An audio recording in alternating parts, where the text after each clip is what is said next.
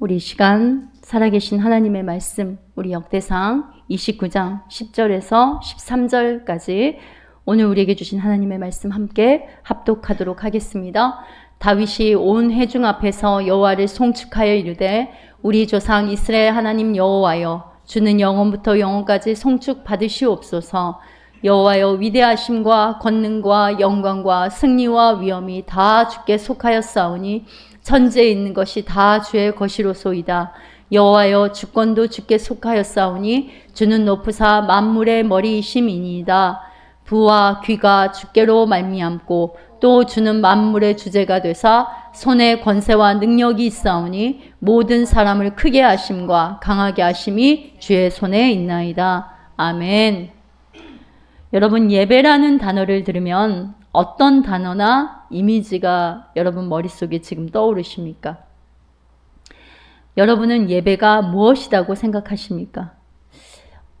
일주일에 주일날만 늘 지키는 시간?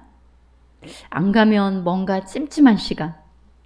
아니면 이제 그냥 부정적인 것들을 한번 열거 해보는 거예요. 토요일부터 내 마음에 부담을 주는 어떤 무게감, 시계추처럼 딱 그 시간, 그 장소에 돌아온 시간. 아직도 매일 아침 주일이면 선택할 수 있는 항목에 있는 목록이 예배라면, 아니면 벌받지 않으려고 가야 하는 의무, 뭔가 하나님께 잘 보여야 되는 눈도장 찍는 날, 나의 힘듦을 보상받고 싶은 시간이라는 인본적이고 내 중심에 하나님을 맞추는 시간, 아니면 나의 은사와 능력에 따라 실컷 에너지를 발휘하는 시간. 뛰고 땀이 나고 눈물 몇 방울 흘리면 나는 예배했다라는 뿌듯함에 나름 만족하는 그런 시간, 순간. 여러분, 예배는요, 내가 선택하는 많은 목록들 중 하나도 아닙니다.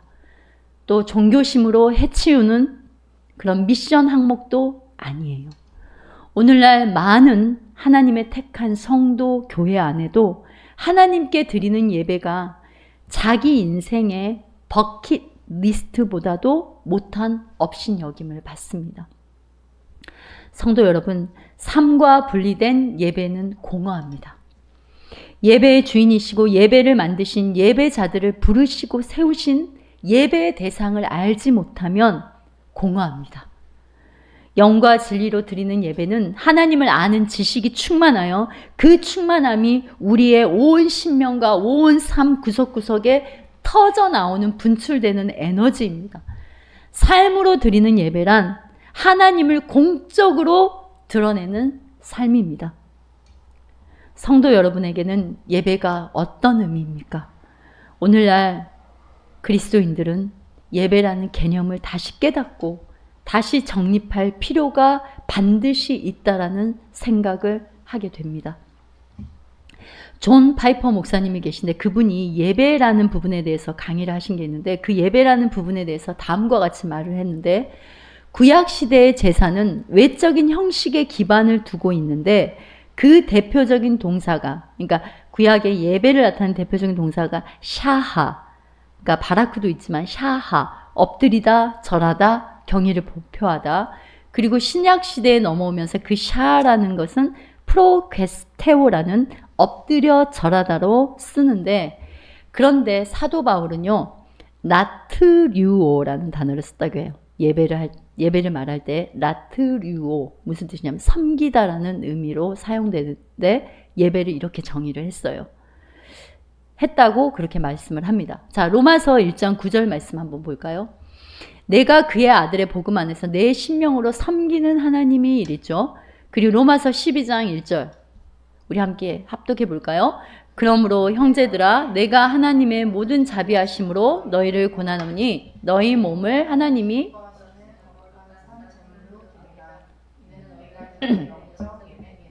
영적 예배니라. 영적 예배란 단어. 그리고 빌립보서 3장 3절 말씀입니다. 함께 합니다. 하나님의 성령으로 봉사하며, 여러분, 봉사. 여기서 섬기는 영적 예배, 봉사 다 라트류오라는 동일한 단어를 사용을 했습니다. 바울이 그러니까 드러내고자 하는 영과 진리로 드리는 영적 예배는 단순히 어떤 형식적인 외적인 경외감으로 절하고 엎드리는 행위가 아니라 그리스도를 닮아가는 삶을 추구하는 것이 예배라는 의미가 포함이 되어 있는 거예요. 나트류오라는 이 단어에. 자, 히브리서 13장 15절에서 16절 말씀 우리 함께 합독해 볼까요? 그러므로 예수님을 통하여 항상 하나님께 찬양의 제사를 드립시다.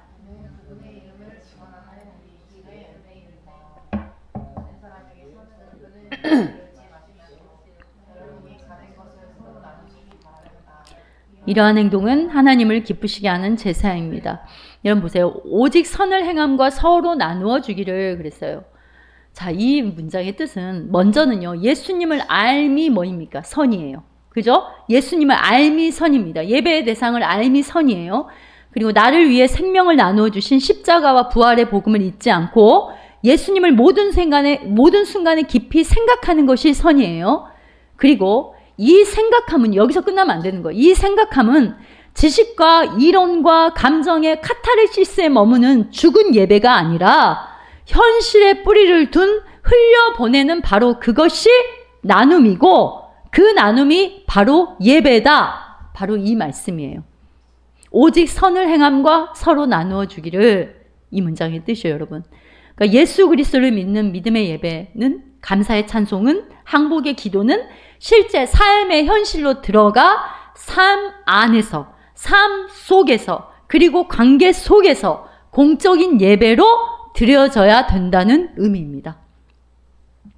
구약의 성막의 구조는요. 오늘날 성령의 시대에 교회가 참 지성소가 되시는 예수님을 향하는 삶의 예배로 구체화되고 성취되는 예배와 예배자의 정체성 그리고 예배자의 삶과 깊은 연관이 있음을 우리는 알 수가 있어요.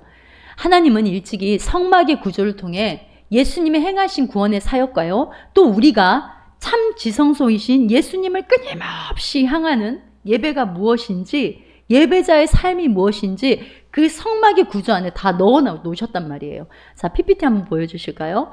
PPT 보면은 성막의 구조는 저렇게 되는 거예요.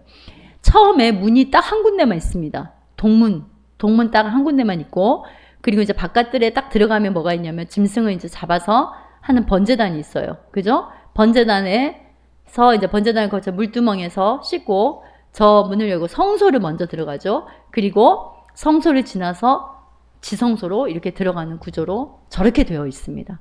자, 내려주십시오. 자, 근데 아까 이제 저걸 잘 기억해 놔셨다가 자, 성막 안으로 들어가는 문은 동편에 단 아까 뭐만 있어요? 한 개만 있었어요. 이건 여러분 이제 그 전에도 제가 설교를 했기 때문에 아시죠? 아담과 하와가 선악과를 먹고 어디로 쫓겨났어요? 에덴 동산으로 쫓겨났잖아요. 그러니까 아담 이후의 죄인들이 유일한 길과 진리와 생명 대신 예수님께로 들어오는 문은 유일하게 그 한 문밖에 없다. 그래서 쫓겨난 동쪽으로 이렇게 문이 나져 있는 거예요. 자, 물두멍은 여러분 단순히 물을 담아놓는 그런 어떤 노그릇이 아니라 그리스도 예수 안에서 죄가 씻겨짐을 보고 그리고 이거는 오늘날 예배자들에게 하나님의 눈 앞에서 그죠? 우리는 하나님 눈 앞에서 하나님 앞에서잖아요. 눈 멀고 내 영혼이 눈 멀고 가련하고 벌거벗고 눈 감기고 어둡고 이런 자신의 모습을 말씀이라는 물두멍에 비추어 보라는 겁니다. 자, 그리고 지성소를 가기 전 통과하는 성소 안에는요 3가지가 있어요. 자, 한번 보여주시겠어요? PPT 보여주세요.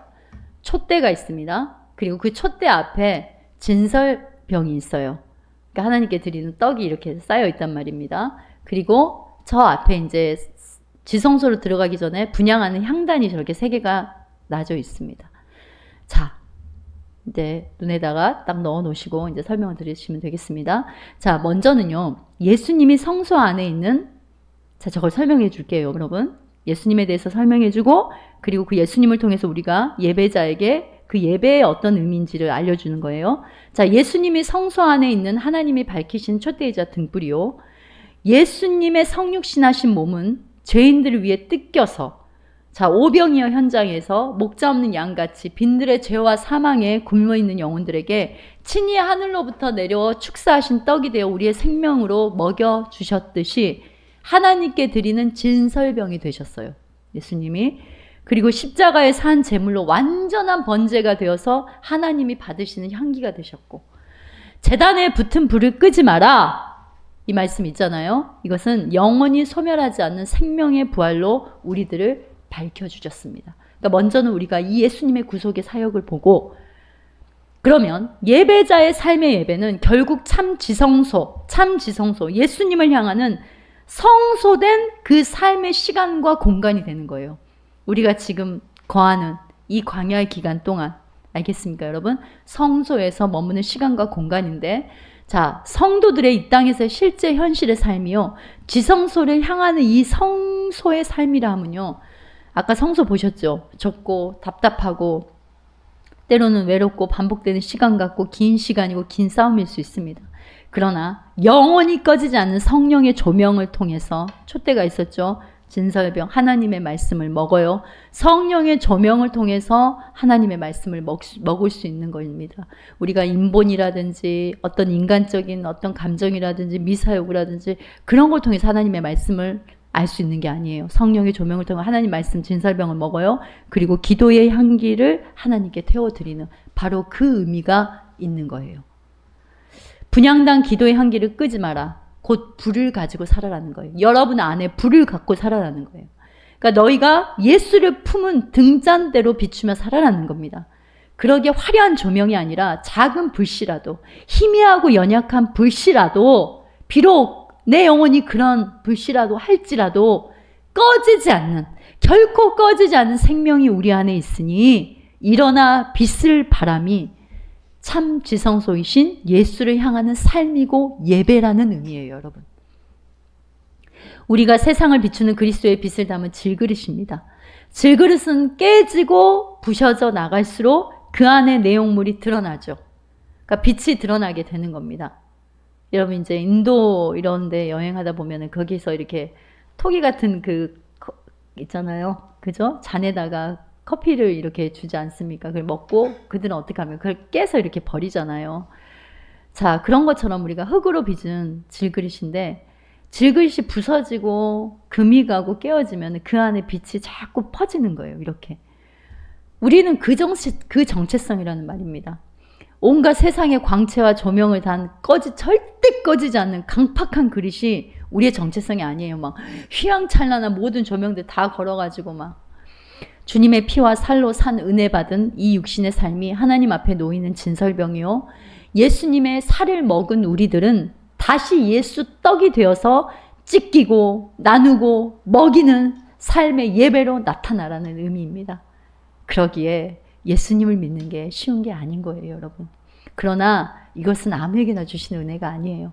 하나님이 택해 주시고 불러주셨기 때문이에요. 내가 여러분 떡이 되지 못하면 무슨 소용이 있겠습니까? 예수님이 뭐라고 그랬어요? 제자들에게 너희가 먹을 것을 주어라, 너희에게 있는 것을 줘라, 이랬잖아요. 예수님의 생명이 우리 안에 있으니 그 생명을 주라 하시잖아요. 이렇게 단순히 구약의 성막은요, 그냥 뭐 신학적으로 연구할 자료나, 물론 뭐 연구도 해야겠지만 자료나 다시 뭐 그대로 만들어내는 미니어처 모양도 아닙니다. 우리가 어떤 예배를 하나님께 드려야 되고요, 우리가 왜 예배를 드려야 되고요, 우리의 예배는 어떤 영역까지인지를 정확하게 말해주고 있는 살아있는 말씀입니다. 말씀. 왜 우리가 잘 아는 찬양 가사에도, 우리가 좀 이따 이제 결단 찬양으로 부를 텐데, 나의 노래로 주님의 성전을 지으리, 높임을 받으소서, 이런 찬양 가사도 있고, 하늘로부터 이곳에 장막이 덮이네, 우리 임재송에 들어가는 가사잖아요. 그러니까 내가 어디에 어떤 상황, 모든 상황 속에서 하나님을 믿고 찬양의 고백을 드리는 바로 그곳에, 바로 여러분 심령 안이, 삶의 자리가 주님의 임재가 있는 지성소가 되는 놀라운 역사가 누구를 통해 우리에게 이루어진 거예요? 예수님을 통해서 이루어지는 거예요. 그러니까 예배당에 일주일에 한 번, 또 예배 시간에만 예배당에 모여서 드리는 게, 그게 예배가 그것에서 예배가 끝나는 게 아니라는 거예요. 우리 전 존재, 전 삶의 영역, 우리가 있는 어느 곳이든 바로 그곳이 하나님의 임재가 있는 예배의 처소가 된다라는 말입니다. 하나님께 나아가는 예배는 그 예수 피로 말미암아 나 같은 죄인을 용납하신 놀라운 구원의 은혜를 향한 그 경외감과요, 놀라운 사랑의 친밀감으로 허용하셨다라는 그래서 의미예요, 여러분. 누구를 통해서 그렇게 된 거예요? 예수님을 통해서. 구약이 어땠습니까? 대제사장 1년에 한 번 나갈 때 나갔어요? 못 나갔어요. 그것만 쳐다보고 있고 그냥 대제사장 모든 걸 다 하고. 그런데 그걸 다 주님의 그냥 몸으로 휘장을 다 가리셨잖아요. 그래서 우리가 주님의 보좌 앞에 예수 피를 힘입어 담대히 나가게 해주셨다는 말입니다. 자, 히브리서 10장 19절에서 20절 말씀 우리 함께 합독합니다. 그러므로 형제 여러분,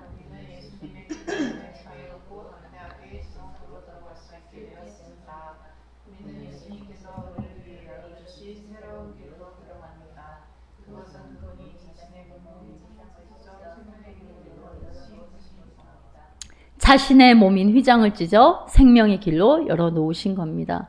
여러분, 그러기 오늘날 우리가 하나님을 친근하게 아버지라 부르고 이렇게 예배할 수 있는 거예요.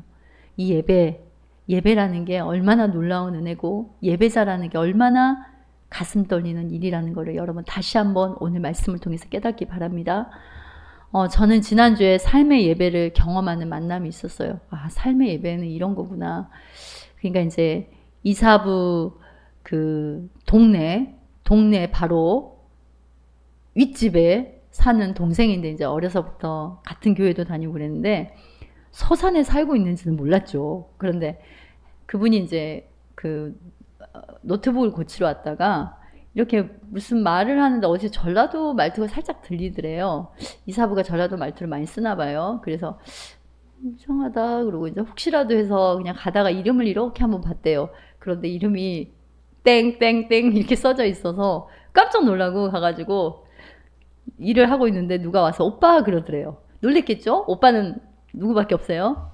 저밖에 없는데 웬 여자가 오빠 이렇게 하길래 놀랐겠죠? 근데 봤더니 그 여동생인데 저보다 한 살 어린데 이제 교회에 오셔가지고 이제 같이 또 식사도 이제 대접해드리고 이제 같이 이야기를 하는 시간이 있었는데 그분이 보니까 중학교 때부터 학교를 갔다 오면 그 버스 정류장에 내려서 바로 앞에 딱 내리면 바로 앞에가 교회가 있었는데 이사부도 그 항상 중고등학교 때 그랬대요. 학교 갔다 오면은 내려가지고 교회에서 항상 기도를 하고 오고 그랬었대요. 참 놀랍죠. 저도 맨날 그렇게 뭐 그때 막 놀러 다니느라고 정신이 없었는데 자, 근데 그 동생도 이렇게 버스를 딱 내리면은 교회가 바로 앞에 있으니까 캄캄한 교회 들어가서 항상 울었대요. 근데 모르고 이제 이번에서 이야기하니까 그걸 알았다고 하는 거예요.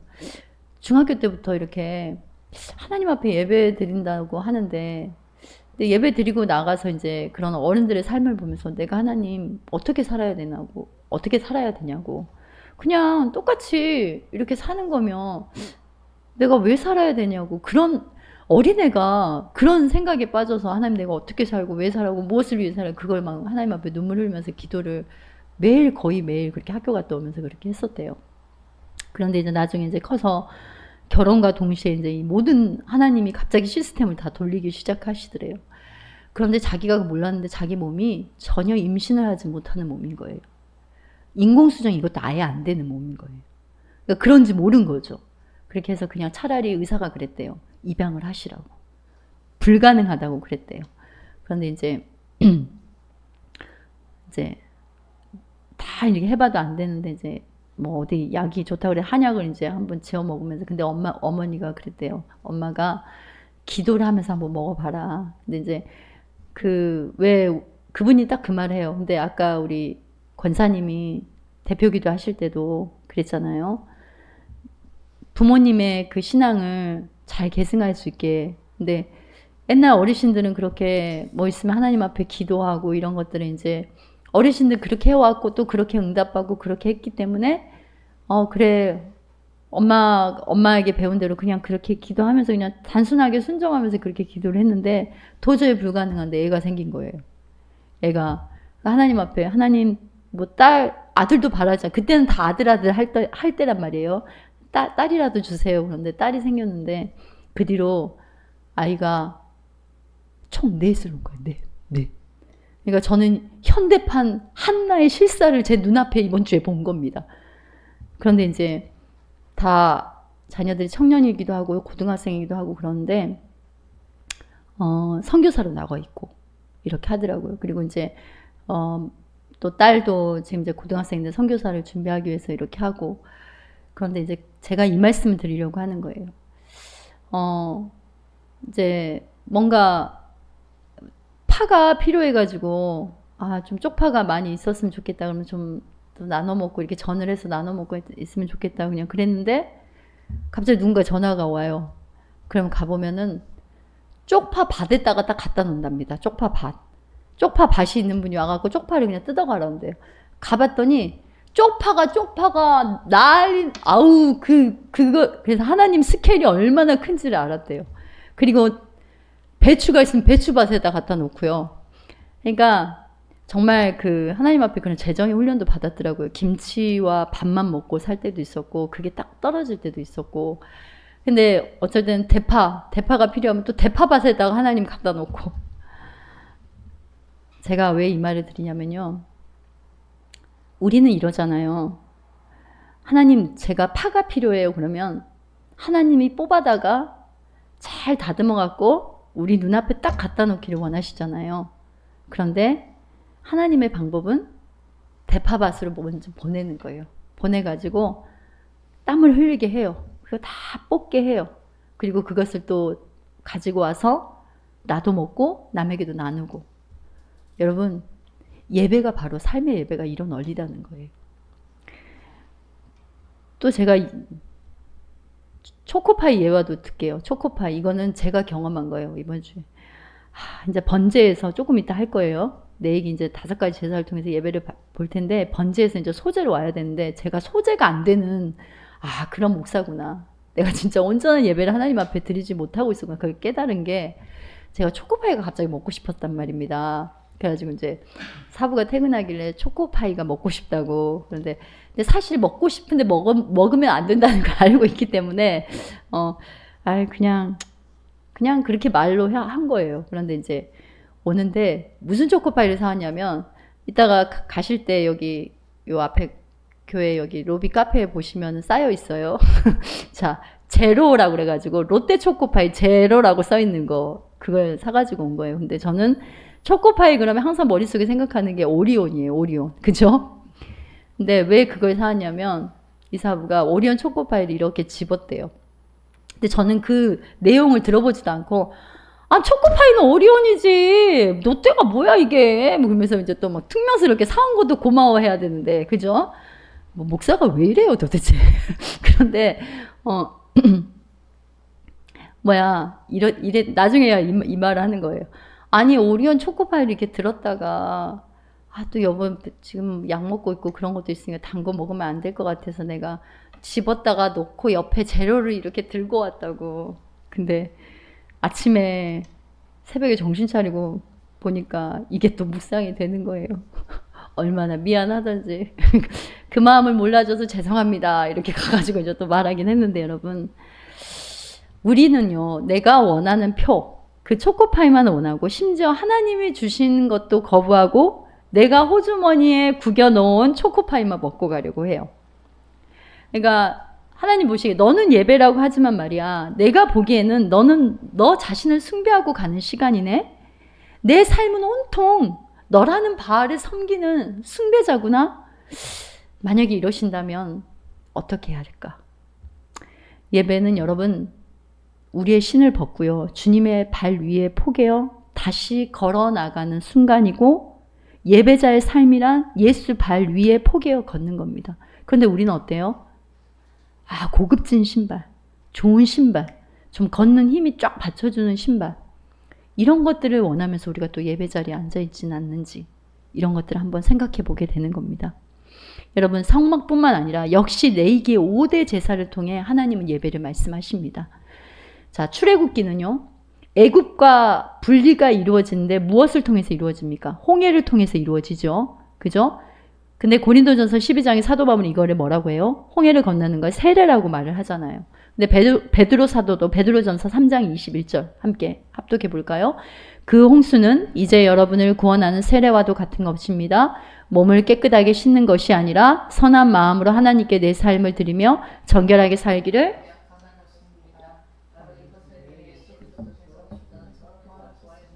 그러니까 홍수뿐만 아니라 홍해 사건 이런 모든 것들은 다 뭐라고 사도 바울과 베드로 사도는 다 뭐라고 하는 거예요? 이거를 다 세례라고 말하잖아요. 예수님 안에서 건진받은 죽음에서 부활한 세례. 그런데 이제는 그러니까 이 말은 이제는 옛사람의 삶에서 예수 닮는 삶으로 살겠다는 의미입니다. 그러니까 홍해를 건넌다고 하는 거는요. 근데 예수 믿으면서서 세상 거 다 가지고 살고 다 하고 살고 못된 성질 다 내고 살고 다른 사람 아니야. 저를 말해요. 저를. 자, 마귀는 어떻게든 구별되게 살지 못하게 우리를 어때요? 몸부림치고 우리를 이렇게 어떻게든 묶으려고 하죠. 그러나 하나님은 어떻게 하셨어요? 10가지 재앙으로 분리해내시고야 마시는 분이에요. 10가지 재앙으로 애굽에서 분리해내시고야 말지 않습니까? 그러니까 우리는 애굽을 향하여 되돌아 나아가는 게 아니라 하나님을 향하여 나아가야 되는 사람들이에요. 이것이 바로 거룩입니다. 이게 바로 예배예요, 여러분. 세상 가운데서 에클레시아, 성도로 부름받은 구별된 예배자. 예배 삶이 무엇인지 말씀하신 게 바로 내 얘기인데 구약의 끔찍한 제사는요. 죄를 끊기 위한 하나님의 제도적 장치였어요. 피 흘림이 없이는 사함이 없다고 그랬잖아요. 그러니까 내 죄를 전가받고 내 손에 의해서 잡고 죽임당한 그 짐승을 보면서 여러분 레위기 1장 제가 그때 레위기 설교할 때 한번 읽어보라고 하셨죠. 제사장이 다 잡아주는 게 아니에요. 가서 전가한 사람도 그 짐승을 갖고 간 사람, 응? 그리고 잡는 것도, 그리고 그 죽임당한 짐승을 보면서 막 피가 튀어서 난자한 자기 몸을 보면서 하나님이 죄를 얼마나 끔찍히 싫어하신가를 뼈저리 나게 느낀다는 말입니다. 자, 그러면 5가지 제사에서 첫 번째 번제입니다. 번제는 히브리어로 올라라는 뜻이에요. 그러니까 올라, 뭔가 이게 히브리어인데 우리나라 어감이 좀 비슷해요. 제물 전체를 불태워서 드리는 거예요. 하나님께 올려드리는 거예요. 자, 번제의 모든 과정을 말하는 것은요. 매년 잡는 짐승의 피로는 속죄를 못합니다. 제물 대신 어린 양 예수님이로만 구원이 있고 하나님의 영광의 본체이신 예수님이 짐승 있는 그래서 마국간에 오신 거예요. 이게 다 우연이 아니에요. 여러분 다 구속사로 하나로 연결이 됩니다. 스스로 우리는 안수할 수도 없어요. 씻을 수도 또 찢을 수도 없는 죄인을 대신해서 하나님이 아들을 어린 양 삼아서 거기에다 우리의 죄를 전가하고 찌르고 찢고 씻기고 하나님의 손으로 아들을 불타는 제단 위에다가 우리 아까 번제단 있었잖아요. 그러니까 하나님의 손으로 아들을 불타는 제단 위에다가 제물로 펼쳐놓은 거예요. 아버지의 손에 아들의 피를 흥건히 묻히고 아버지의 옷을 아들의 피로 물들인 자기의 살을 불타는 제단에 펼쳐놓으신 우리를 향한 그 사랑의 아버지의 심장과 폐부를 모두 다 끄집어내가지고 펼쳐놓으신 것이 바로 여러분 뭐예요? 십자가입니다. 그러니까 여러분이 번제단을 그 말씀을 읽을 때도요. 이거 이렇게 보셔야 되는 거예요. 그냥 어린 양 가져가서 잡았구나, 내장 꺼내서 씻었구나 이게 아니라 그것을 아들을 잡고 있는 그 하나님의 손을, 그 하나님의 옷을 보면서 우리가 그걸 볼 수 있어야 되는 거예요. 그 누구 때문에 그런 거예요? 그 옆에 누가 있어요? 내가 있는 거예요. 내가 살려 있는 거예요. 나는 살아서 있는 거예요. 그 옆에. 나는 살아서 하나님이 이쪽으로 이렇게 빼놓고 아들 예수는 그 번제단에 갖다 올려버리는 거라니까요. 그러기에 예수님을 통해 죄 문제를 해결받은 성도에게 번제의 예배의 의미는요. 예수님의 구원의 은혜를 통해 구별된 철저한 헌신. 나는 죽고 예수로 사는 삶. 완전히 드려진 새로운 삶의 예배. 바로 그게 우리가 예수님을 통해서 받은 번제. 바로 그 예배의 의미라는 말입니다. 우리가 드리는 예배가 바로 그 의미가 있다는 거예요. 그 두 번째 소제는요. 민하란. 자, 히브리어 미나라고 하는데 곡식으로 드리는 제사예요. 곡식으로. 고운 가루를 구워서 드리거나 뜨거운 불에 막 볶아요. 이렇게 막 뜨거운 불에 막 왔다 갔다 하면서 제가 지금 이렇게 어떤 부분들을 설명할 때 여러분이 그거를 이미지로 잘 생각하면서 한번 들어보세요. 고운 가루를 구워서 드려요. 가루를. 그리고 뜨거운 불에 막 그 곡식 볶으면 이렇게 막 굴리면서 그리고 잘게 빻아서 드리는 게 그게 바로 소제라는 말입니다. 자, 소제의 의미는요. 곡식이 땅에 떨어져서 쓰임받으려면 두 가지가 돼야 돼요. 썩던지 아니면은 가루가 되던지 둘 중 하나예요. 썩어서 싹을 피워서 나무가 열매를 맺든지 아니면 가루가 되어서 떡으로 반죽이 되든지. 자, 하나님 말씀 앞에 깨어짐이지 내 의와 내 방법, 내 지식이 파릇파릇 피어나는 게 아니라 먼저는 죽어야 되는 거예요.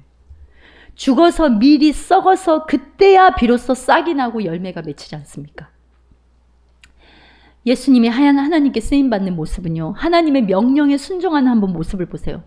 육신을 입고 드리는 그 예수님의 육신의 몸을 입고 오신 그 예배의 모습은 한 알의 밀알처럼 땅에 떨어져 썩어지는 바로 거기서 여러분과 제가 탄생했지 않습니까? 우리 안에 생명이 탄생하지 않았습니까? 예수 생명이. 만약에 밀이 껍질 안에 그대로 있다 한다면 요즘에 이제 추수때라서 이제 많이 들판이 막 익어 있는데 만약에 밀이요 껍질 안에 그대로 있다 한다면 쓸 수 있는 곳이 없어요. 한 알의 밀이 땅에 떨어질 때 그 껍질에서 벗겨서 빻아서 가루가 될 때야 그 쓰임이 시작이 됩니다. 우리 안에 죄의 습성, 죄의 본질은 여전히 있어요, 여러분. 그래서 신앙생활이라는 거는 남의 티가 아니라요. 나의 허물을 보는 거예요. 내가 부인하고 잘게 부셔지는 가루가 되어 날리듯 퍼져야 되는 겁니다. 가루가 되어야지 반죽으로 하나로 뭉쳐지게 되는 거예요. 이 소제는요. 예배자의 공동체 예배가 무엇인지 깨닫게 해주시는 거예요.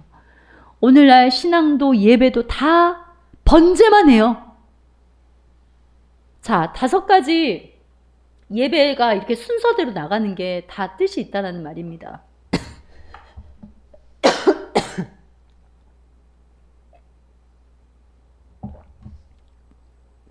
죄송합니다. 근데 오늘날 신앙도 예배도 다 번제만 올려드리지 소제가 없어요. 번제에서 다 끝나요. 소제, 화목제, 속제제, 속건제. 자, 소제가 없어요. 이 말은 무슨 말? 그래서 교회 안에서 자신의 껍질에서 나와 가루가 되는 그거 싫어해요. 하나님의 음성을 청정하기보다는 굴러가고 튕겨지는 내 소리만 내고자 하는 잡음이 그냥 더 많은 겁니다. 소제는 하나님께 소금을 넣되 누룩은 넣지 말라고 했어요. 자, 마가복음 9장 50절 말씀 함께 볼까요? 함께 합독합니다. 여러분, 소금은 곧 불변성과 영원하신 예수님의 구속의 언약의 성취를 말하는데 그럼 누룩은 뭘 말할까요? 세속적인 거, 기복적인 거, 복음의 조미료 이런 거 넣지 마라 이 말이에요. 예수님의 언약에 근거한 바로 예수님과 연합된 삶, 오늘날 주의 움직이는 교회로 교회와 가정과 직장, 삶의 모든 영역에 소제의 예배가 드려질 때 여러분 더 깊은 감사와 평안으로 나아가게 되는 겁니다. 그 다음에 이제 세 번째는요, 화목제입니다. 자, 화목제는 여러분 샬라임, 자, 샬롬, 그죠? 근데 화목제는 복수로 표현을 해요. 무슨 말일까요? 관계를 말하는, 관계가 있다라는 거예요. 관계. 자, 내장은요, 태워서 하나님께 바쳐요. 화목제는 내장은 태워서 하나님께 바치고 가슴과 오른쪽 뒷다리는 제사장 몫으로 이렇게 주고 나머지 부분 어떻게 하는 줄 압니까, 여러분? 자, 그 이제 제사가 끝나고 나서 성막 뜰에서 아까 뜰이 있었잖아요. 거기서 봉헌자들이 함께 앉아서 제물을 먹습니다. 그러니까 죄 용서받은 이들의 삶에 나타나는 화목이 곧 예배임을 말씀하시는 거예요. 그러니까 예수 그리스도로 죄 사함 받은 그 성도의 삶에 나타나는 하나님과의 관계가 회복되고 또 십자가잖아요. 그죠? 또 내 주변 사람과 관계가 회복된 바로 이 예배가 화목이라는 거예요. 예수님은 여러분 외팔이 아니었어요. 왼편의 강도 너는 나를 저주했으니까 미워하면서 딱 팔이 이렇게 해놓고 오른팔만 이렇게 하시는 외팔이 아니었단 말입니다. 십자가에서 왼편의 강도에게 주님의 팔을 내려놓지 않았습니다. 그러니까 그 팔을 거두지 않았다는 말이에요. 예수님은 주먹을 들어서 십자가에 못 박고 희롱한 자들을 내리쳐서 그 예수님의 손에 피를 묻히지 않았어요. 오히려 예수님은 손을 펴서 못이 박히고 피를 흘렸습니다. 죽이고 멸하고 저주하고 복수에 살인에 광기가 있는 그 새빨간 검은 피가 아니라 희생과 용서와 사랑과 공의가 섞인 선명한 선홍빛의 보혈을 흘리셨단 말이에요. 여러분과 제가 좌편의 강도의 자리에서 우리의 선택이나 우리의 노력으로 우편으로 옮겨진 게 아닙니다. 나를 향하신 예수님의 엄청난 사랑 앞에 내가 좌편의 강도였음을 인정할 때 진정한 화목제, 화목의 예배자로 그 삶이 나타나는 거예요. 항상 우리가 신앙생활 하면서도 나만 힘들고 나만 상처받았다고 하면은 절대 그 사람은 이 화목제의 이 예수 그리스도의 한음액제의 이 예배를 우리에게 가르쳐준 이 예배를 깨닫지 못하는 거예요. 내가 바로 좌편의 광도였다는 걸 먼저 깨닫는 순간, 내가 상처를 주는 자라는 그 생각을 하는 순간부터 우리는 화목의 예배자로 삶으로 나타나는 거란 말입니다. 자, 사무엘하 6장 17절에서 19절 말씀 우리 함께 합독합니다. 여호와의 궤를 메고 들어가서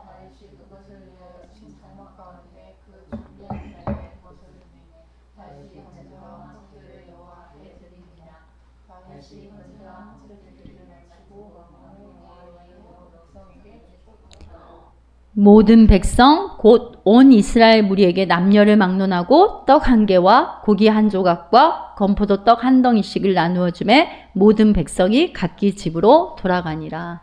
여러분, 다윗이 이렇게 제사 제물의 떡과 과자와 건포도를 누가 함께 나눠 먹었다고요? 백성들과 함께 나눠 먹으며 즐겁게 지금 화목 제사를 지내고 있는 거예요. 이 모습은 여러분, 예수님이 우리에게 이렇게 하셨고 또 이렇게 하기를 원하신다는 것. 예수님이 실제 예수님의 그 살과 피를 흘리면서 떼어주면서 우리에게 그 화목, 우리를 예수님의 뜰 안에 불러갖고 그렇게 먹이지 않았습니까? 그러니까 다윗은 그거에 바로 지금 예표인 거고요. 동시에 이 말씀을 통해서 오늘날 우리가 이렇게 하기를 원하신다는 걸 말씀하시는 거예요. 그래서 화목제의 현대적 의미는 성찬식에 떡과 포도주를 나누며, 오늘도 우리가 성찬식을 하는데 떡과 포도주의 나눔이고, 모든 떼고 먹는 이런 과정을 통해 먼저는 하나님과의 관계가 회복되고 그 감사와 은혜를 공동체적으로 나누는 겁니다. 그래서 감사가 없는 예배는요, 여러분, 하나님과 화목이 될 수가 없는 거예요. 그래서 우리가 11시 예배 끝나고 이제 그 오후에 쉐어링 워십 하기 전에 공동체적으로 간식을 함께 먹잖아요. 그러니까 바로 이런 의미예요. 내장까지 다 태워서 드릴 죄인인데 구원해 주심을 감사하면서 그 은혜를 서로 나누고 고백하는 감사와 회개의 나눔. 이 모든 과정도 뭐라는 거예요? 이것도 다 예배라는 겁니다. 화목의 예배. 아시겠습니까, 여러분? 그러니까 우리가 예배의 어떤 영역을 우리가 생각했던 그 이상에서 넓혀 나가야 되는 거예요. 오늘 말씀을 들으면서. 그 다음에 이제 네 번째 속죄제. 이거는 핫하트라고 해요. 자, 표적에서 빗나가다는 그런 뜻이 있는데, 자, 죄를 정결케 하는 제사를 말해요. 그러니까 죄로 오염된 근본을 처리하는 의미입니다. 자, 속죄제는 예수님이 단번에 십자가의 사건으로 과거와 현재와 미래의 죄를 다 속했습니다. 여러분 아멘이세요? 다시 한번 합니다. 속죄제는 예수님의 단번에 십자가 사건으로 과거, 현재, 미래의 죄를 다 속했습니다. 아멘. 자, 히브리서 9장 12절에서 13절 함께 합니다. 그리스도는 단 한 번 지성소로 들어가셨습니다. 그분은 염소나 송아지의 피가 아닌 자신의 피를 가지고 염소와 황소의 피와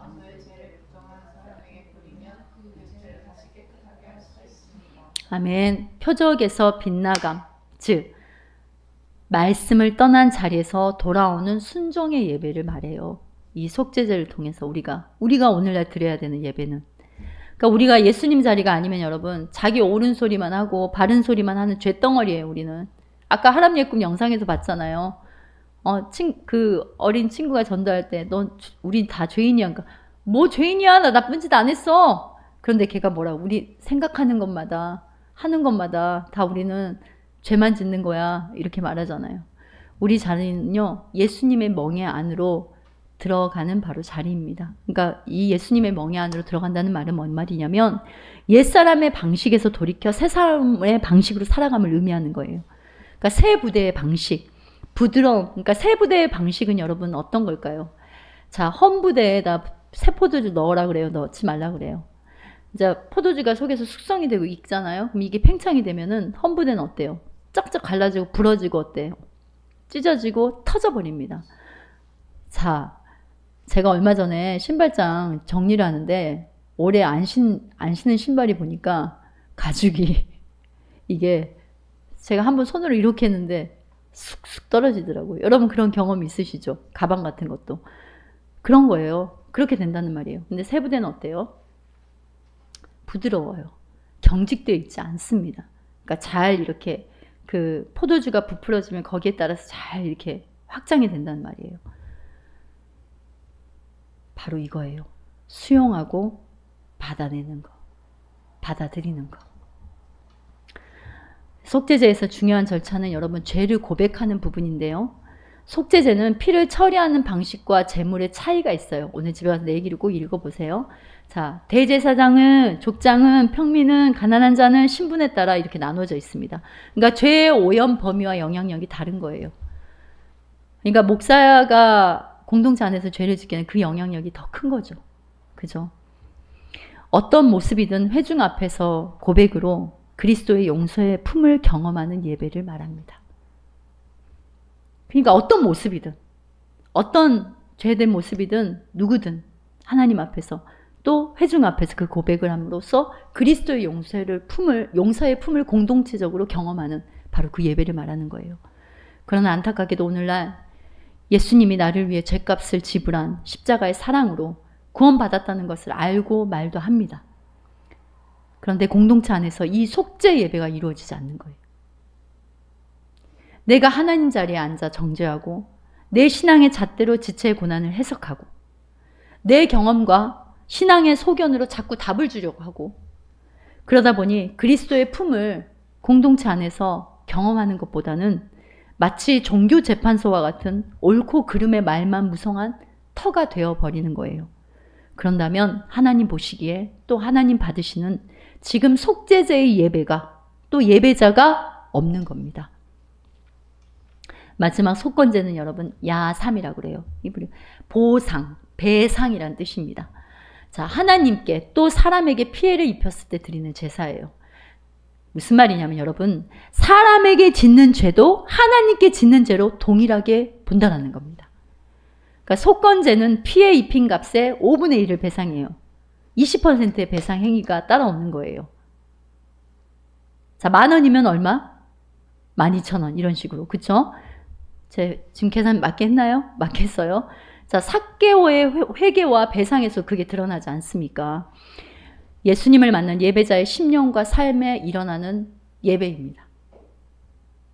그게 바로 열매예요. 예수님의 십자가는요, 우리 죄의 대속이 되었습니다. 즉, 우리 죄 때문에 하나님의 안식을 깬 피해가 완전히 다 보상이 된 거예요. 예수님이 다 이루시고 다 지불하셨어요.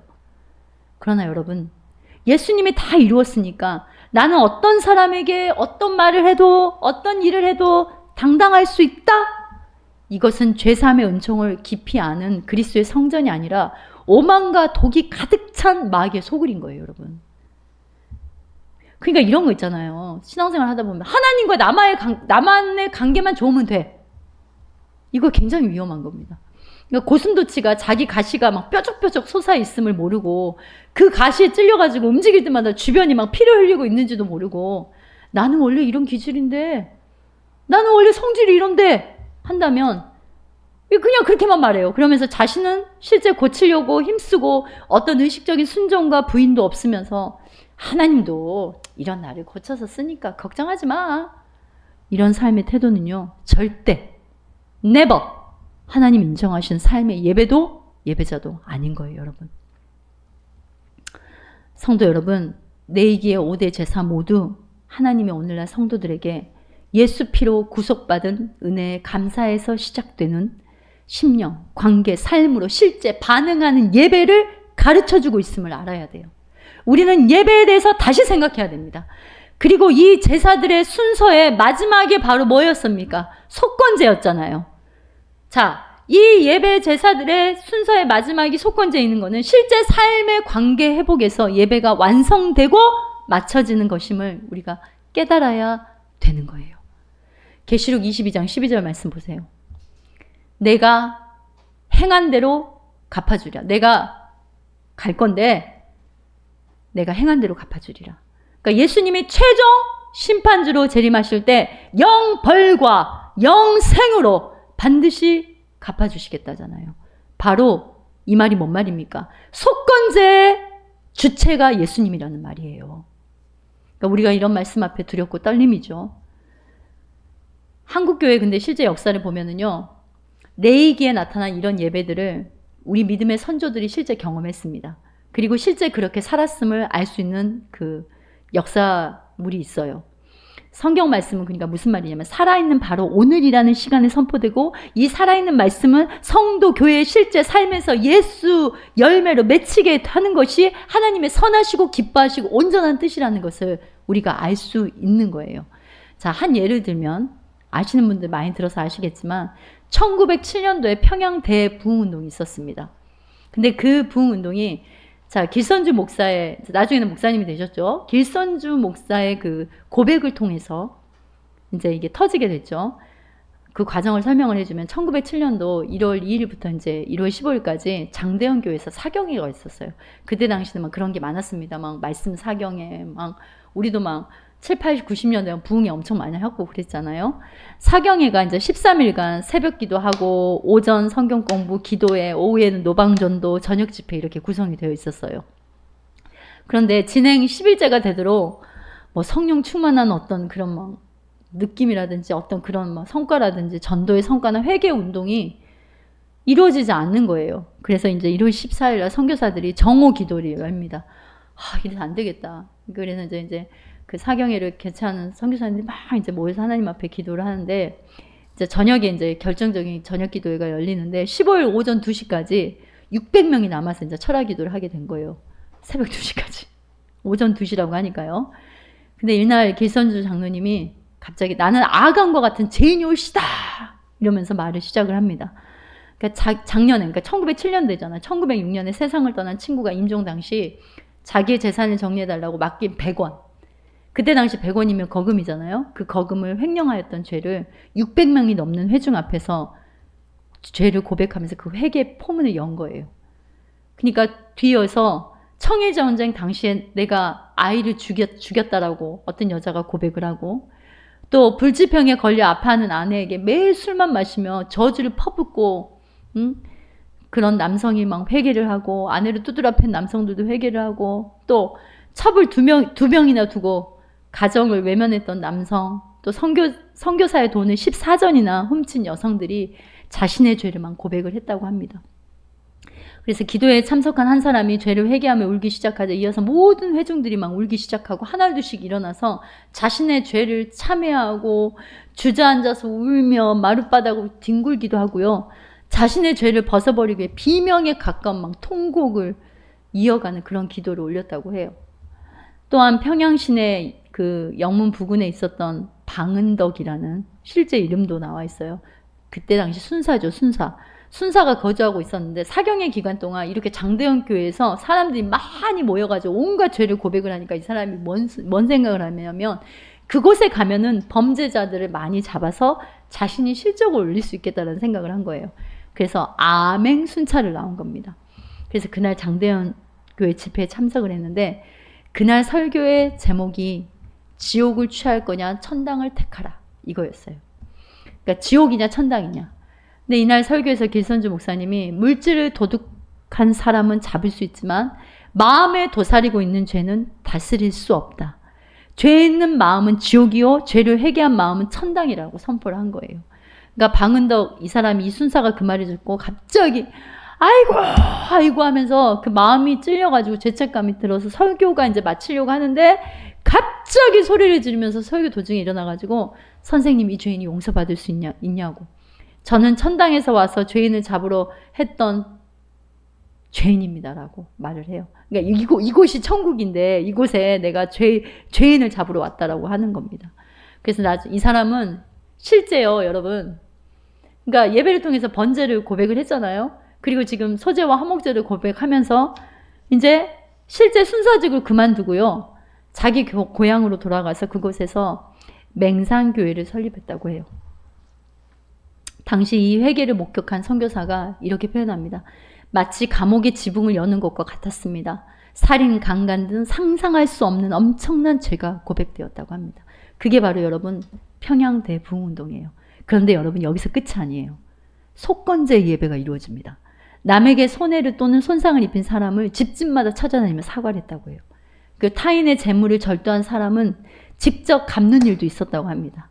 그래서 당시 평양과 그 청나라를 왕래하던 한 상인은요, 자신과 거래했던 기독교인이 갑자기 찾아와가지고 자기가 수년 전에 부당이익을 취해서 모은 것이라면서 거금을 환불해 주는 것을 보고 매우 놀랐다고 그런 기록이 있습니다, 여러분. 실제 여러분 이런 일들이 비일비재함을 우리가 알 수 있어요.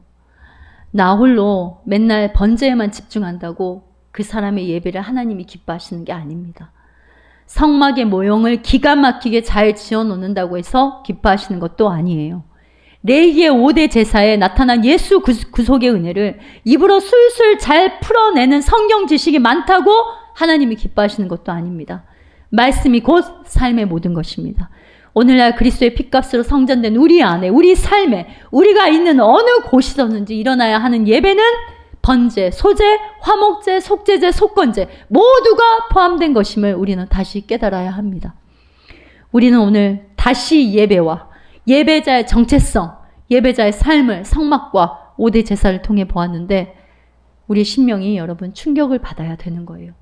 나는 예배가 지금까지 무엇이라고 생각하고 내가 성경에서 말하는 하나님과 하나님이 제정하신 그 예배를 드렸는지, 아니면 깊은 이면에 자아 숭배가 있는 내가 만든 하나님을 예배한다 하지 않았는지, 예배가 아닌 내가 만든 쇼를 기획하고 연출했는지 두렵고 떨림으로 우리는 이만하면 예배지, 당연히 오늘 예배 드렸지, 뭐 삶이 이 정도까지야, 뭐 아유 이 정도쯤이야, 이 미혹을 경계하고 여러분 우리는 깨어 있어야겠습니다. 하나님은 역대기를 통해서 내가 성경에서 말하는 성전과 예배가 무엇인지 다시 깨닫고 다시 예배자로 턴하라고 하십니다. 이 고백과 은혜가 성도 여러분 심령과 삶에 충만하시길, 하나님의 살아있는 움직이는 교회로 살아가는 주님의 귀한 은혜가 있기를 우리 주 예수님의 이름으로 축원합니다.